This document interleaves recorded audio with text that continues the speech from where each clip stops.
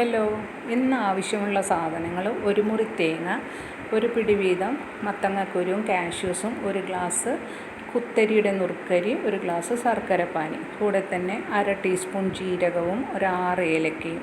ഒരു ചട്ടി വെച്ചിട്ട് അതിലേക്ക് കഴുകി വാരി വെച്ചിരിക്കുന്ന നുറുക്കരിയിട്ട് നല്ലതുപോലെ ഒന്ന് വറുത്തതിന് ശേഷം അത് ക്രിസ്പായി വരുമ്പോഴേക്കും അതിലേക്ക് ജീരകവും ഏലക്കയും ചേർത്ത് ഒന്ന് ചുമന്ന് വരുന്നത് വരെ വറുക്കുക. ഈ സമയം ഇത് തന്നെ പൊട്ടാൻ തുടങ്ങും. ഈ അരി പൊട്ടി വരുമ്പോഴേക്കും ചട്ടിയിൽ നിന്ന് മാറ്റി ആ ചട്ടിയിലേക്ക് തന്നെ 1/2 ടീസ്പൂൺ എള്ളിട്ടൊന്ന് മൂപ്പിച്ച് അത് മാറ്റി വെക്കുക. ഇതൊന്ന് സ്പ്രെഡ് ചെയ്ത് വെച്ചാൽ പെട്ടെന്ന് തണുത്തിട്ട് ഒരു മിക്സി ജാറെടുത്ത് അതിലേക്ക് ഈ മിക്സ്ചർ ഇട്ട് നല്ലതുപോലെ പൊടിച്ചെടുക്കുക. ആ മിക്സിയിൽ തന്നെ തേങ്ങയിട്ട് പൾസ് ചെയ്തതിന് ശേഷം അതിലേക്ക് കാഷ്യൂസും മത്തങ്ങക്കുരു ഇട്ട് അതും പൾസ് ചെയ്ത് മാറ്റി വെക്കുക.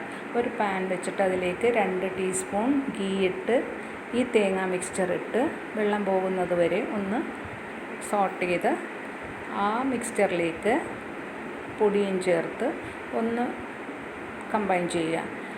ഇതൊരു പഴയകാല പലഹാരമാണ്, നല്ല ടേസ്റ്റിയുമാണ്. ഒരു 10-80 കൊല്ലം പഴക്കമുള്ള പലഹാരമാണ്.